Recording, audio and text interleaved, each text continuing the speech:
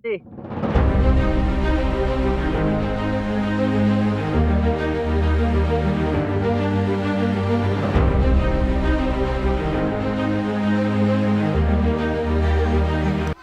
গোলাঘাট জিলাৰ ধনশিৰি মহকুমাৰ চুঙাজান অঞ্চলৰ নাওকটা গাঁৱত আমি VDP সমিতি পূব আৰু পশ্চিম সমিতি মিলাই আৰু গাঁৱৰ ৰাইজৰ সহযোগত আমি এক সম্বৰ্ধনা অনুষ্ঠান আয়োজন কৰোঁ।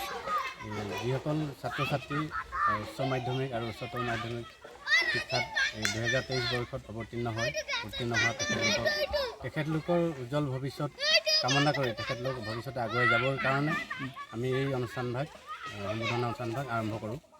আৰু লগতে আমি আমন্ত্ৰিত হিচাপে চুঙাজান আঞ্চলিক ছাত্ৰ সন্থা আৰু যুৱ ছাত্ৰ পৰিষদৰ তেখেতলোককো আমি লাচি থানাৰ আমন্ত্ৰণ কৰোঁ।